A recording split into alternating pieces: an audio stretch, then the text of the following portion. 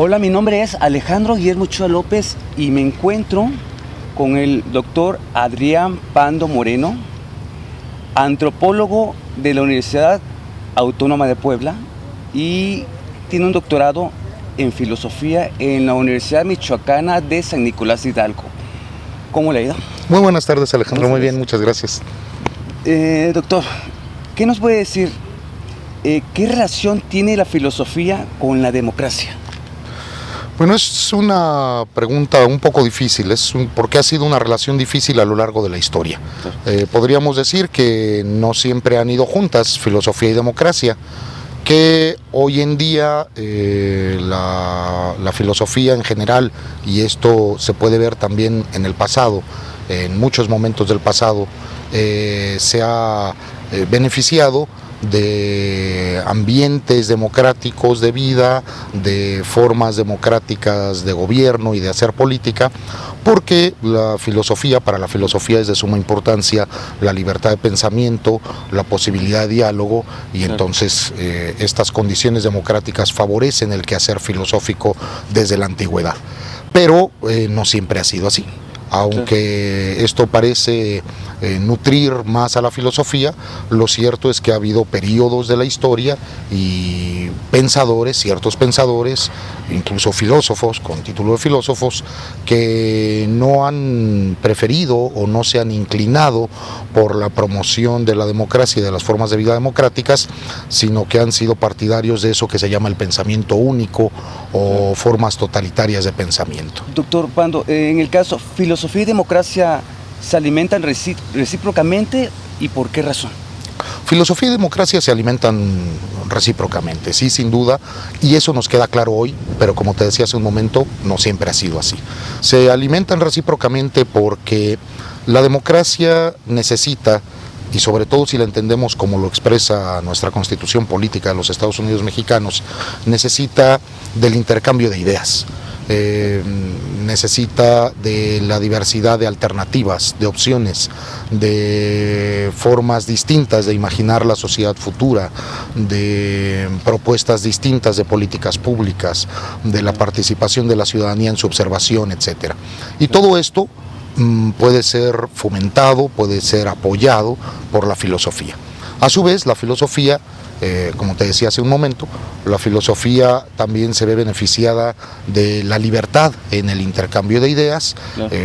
La discusión filosófica es fundamental para el desarrollo de sus escuelas y de sus corrientes. Hoy en día yo creo que tanto las comunidades académicas de la filosofía, o como se suele decir, las comunidades epistémicas de la filosofía, tanto como los hacedores de políticas, no solo en México, en la mayor parte del mundo, hoy creo que esto nos queda claro y sería difícil volver a ver un retroceso en donde la política trate de subordinar la filosofía o en donde se pretenda que haya una dirección filosófica única, un pensamiento único para la sociedad. Claro. Y usted, en cuanto, ¿qué experiencias ha tenido la filosofía con la democracia y con las formas no democráticas, doctor? Bueno, esta también es una pregunta que quizá exigiría más tiempo. Tendríamos que remontarnos a las ideas de Platón en su Diálogo de la República, donde propone la idea del filósofo rey como el gran gobernante, y que es una idea que ha sido interpretada en cierta manera como una especie de totalitarismo de las ideas, que solo haya una dirección intelectual para esa sociedad, supuestamente por criterios de mérito de esas ideas, de ser las mejores, las más virtuosas, pero ha habido otros casos, quizá incluso mucho menos serios en términos filosóficos, en términos de la construcción teórica filosófica, como por ejemplo se me ocurre Rosenberg, que era un filósofo y fue uno de los grandes ideólogos del nazismo, y que el señor pretendía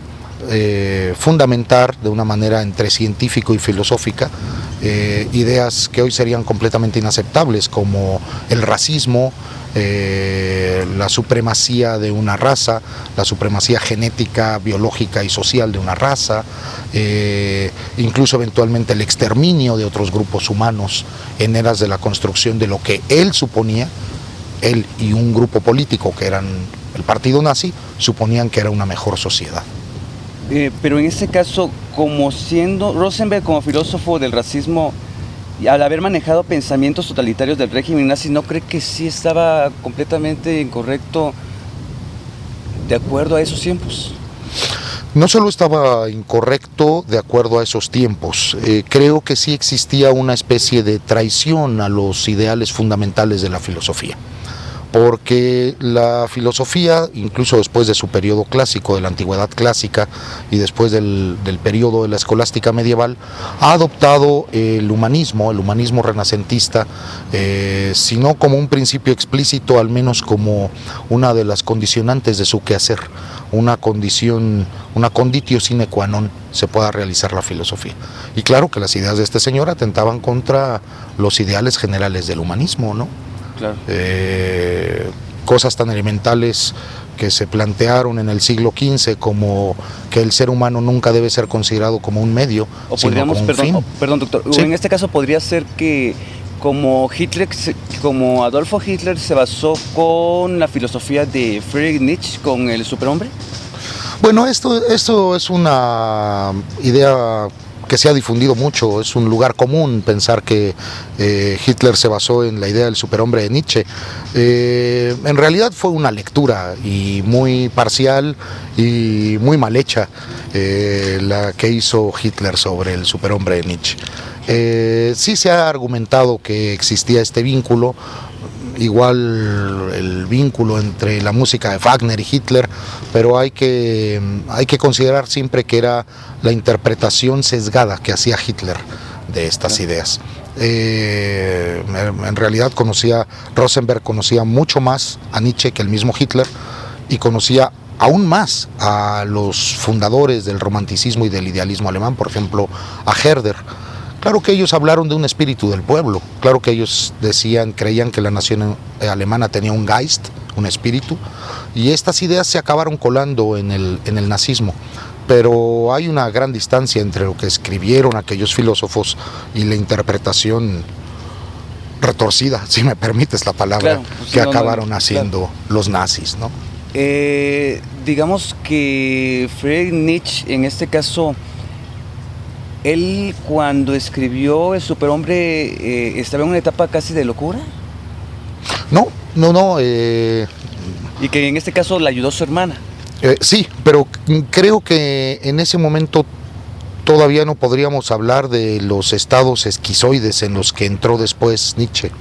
Y aún así la interpretación del superhombre creo que es una interpretación, tenemos que entenderla en un sentido metafórico.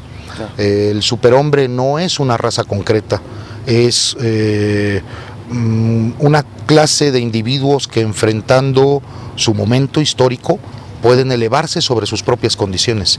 No tiene nada que ver con la genética, con los arios, con nada de esto.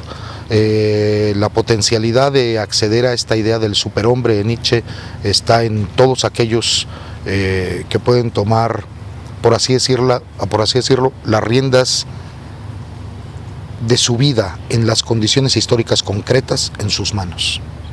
Okay. Es más bien una filosofía de la voluntad que de la raza.